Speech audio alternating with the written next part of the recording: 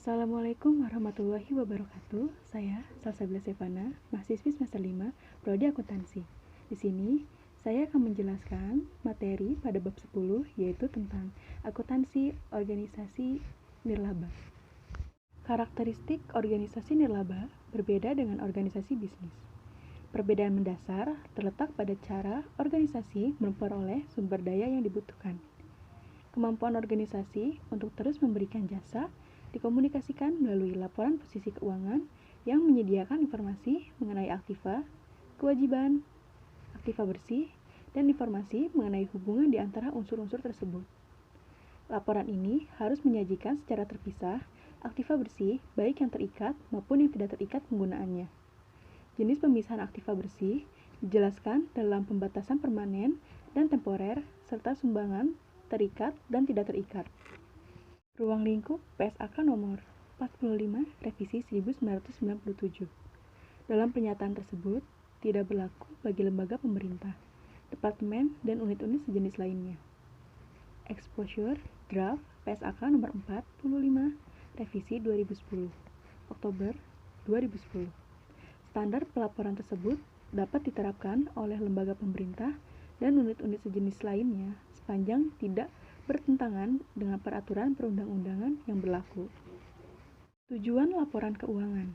Pertama, organisasi sektor publik dituntut untuk dapat membuat laporan keuangan eksternal. Kedua, bentuk pada dasarnya dapat diadaptasikan dari laporan keuangan pada sektor swasta.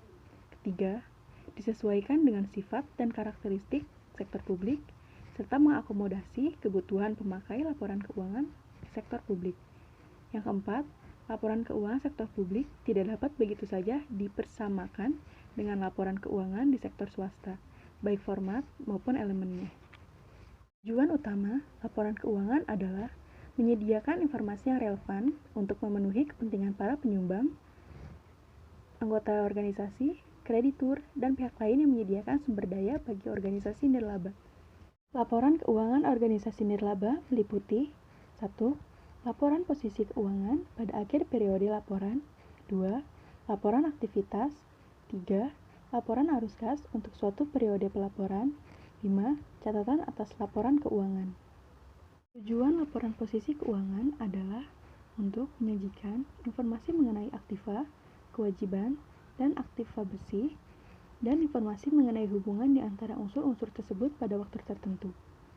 Informasi dalam laporan posisi keuangan yang digunakan bersama, pengungkapan dan informasi dalam laporan keuangan lainnya dapat membantu para penyumbang, anggota organisasi, kreditur, dan pihak-pihak lain untuk menilai 1.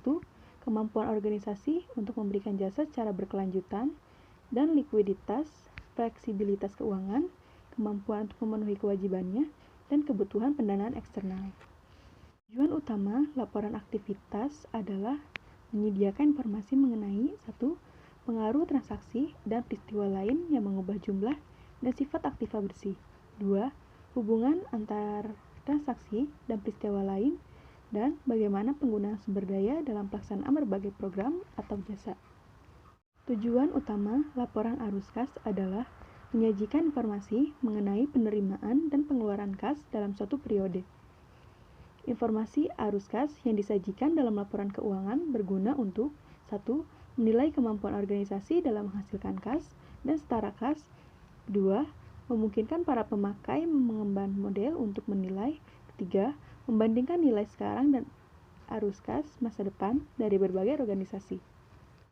Menurut Undang-Undang Nomor 16 Tahun 2001, pengertian yayasan adalah badan hukum yang kekayaannya terdiri dari kekayaan yang dipisahkan dan diperuntukkan untuk mencapai tujuan tertentu di bidang sosial, keagamaan, dan kemanusiaan. Yayasan dapat melakukan kegiatan usaha untuk menunjang pencapaian maksud dan tujuannya dengan cara mendirikan badan usaha atau ikut serta dalam suatu badan usaha. Tujuan yayasan yaitu melakukan aktivitas-aktivitas yang bersifat sosial, keagamaan, dan kemanusiaan. Sumber pembiayaan. Sumber pembiayaannya berasal dari sejumlah kekayaan yang dipisahkan dalam bentuk uang ataupun barang.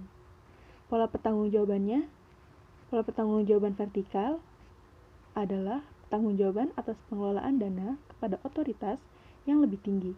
Misalnya, pertanggungjawaban yayasan kepada pembina. Lalu, pertanggungjawaban horizontal adalah pertanggungjawaban atas pengelolaan dana pada masyarakat luas sebagai salah satu elemen penting dalam proses akuntabilitas publik. Rencana anggaran yayasan bersifat terbuka, yaitu harus dipublikasikan kepada masyarakat agar dapat dikritisi dan didiskusikan.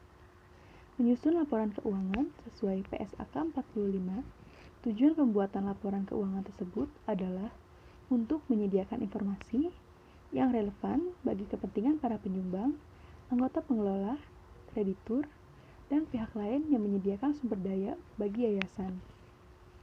Organisasi swasta yang kegiatannya adalah membebaskan penderitaan, memajukan kepentingan kaum miskin, melindungi lingkungan, menyediakan pelayanan dasar masyarakat, atau menangani pengembangan masyarakat, atau organisasi yang berbasis nilai tergantung dalam keseluruhan atau bagian pada lembaga donor dan pelayanan sukarela. Akuntansi LSM merupakan sarana informasi mengenai pengelolaan bagi lembaga pemberi dana maupun publik. Informasi akuntansi akan digunakan dalam proses pengendalian, pengelolaan mulai dari aktivitas perencanaan, penganggaran, pelaksanaan, hingga pertanggungjawaban. Tujuan akuntansi LSM adalah untuk 1. Pengendalian pengelolaan, 2. Akuntabilitas. Mengacu pada PSAK nomor 45 mengenai pelaporan keuangan organisasi nirlaba. Para pengguna laporan keuangan organisasi LSM memiliki kepentingan bersama yang tidak berbeda dengan organisasi bisnis, yaitu untuk menilai 1. Jasa yang diberikan oleh LSM dan kemampuannya untuk terus memberikan jasa tersebut. 2. Cara pengelola pelaksanaan dan pertanggungjawaban. Yang ketiga, aspek kinerja pengelola. Laporan keuangan LSM sebaiknya disusun atas dasar akrual. Laporan keuangan yang dihasilkan untuk organisasi LSM sesuai dengan PSAK nomor 45 adalah 1. Laporan posisi keuangan, 2. Laporan aktivitas, 3. Laporan arus kas. Laporan keuangan partai politik di Indonesia diatur dalam Undang-Undang Nomor 2 Tahun 1999, Undang-Undang tentang Pemilihan Umum yaitu Undang-Undang Nomor 3 Tahun 1999, dan Keputusan KPU Nomor 2 Tahun 1999-B.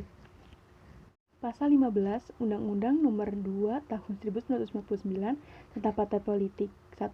Daftar penyumbang beserta laporan keuangannya. 2. Diaudit oleh akuntan publik. Pasal 49 Undang-Undang Nomor 3 Tahun 1999 tentang Pemilihan Umum. 1. Dana kampanye pemilihan umum. 2. Diaudit oleh akuntan publik. 3. Dilaporkan oleh partai politik peserta pemilu. Berdasarkan Undang-Undang Nomor 31 Tahun 2002, parpol memiliki kewajiban untuk membuat pembukuan, memelihara daftar penyumbang, dan jumlah sumbangan yang diterima terbuka untuk diketahui oleh masyarakat dan pemerintah. Membuat laporan keuangan auditan secara berkala 1 tahun sekali. Berkewajiban untuk memiliki rekening khusus dana kampanye pemilihan umum, menyerahkan laporan dana kampanye setelah diaudit akuntan publik kepada Komisi Pemilihan Umum. Bentuk pertanggungjawaban peserta pemilu dalam hal pengelolaan dana kampanye yang meliputi sumber-sumber perolehan dan penggunaannya, menyajikan sisi sumber dan penggunaan dana kampanye parpol. Laporan ini disajikan oleh parpol yang mengikuti pemilihan umum sebagai bagian yang tidak terpisahkan dari laporan keuangan tahunan dan hanya disajikan pada periode tahun yang ada pemilihan umum di dalamnya. Laporan dana kampanye peserta pemilu berisi sumber dan penggunaan dana kampanye, catatan atas laporan dana kampanye peserta pemilu yang berisi keterangan mengenai item-item dalam laporan dana kampanye dan informasi tambahan. Pihak eksternal terdiri dari ketua partai politik dan staf, pihak eksternal terdiri dari donatur, supplier, dan basis massa. Sekian dari saya, kurang lebihnya mohon maaf. Wabillahi taufiq wal hidayah. Wassalamualaikum warahmatullahi wabarakatuh. Terima kasih.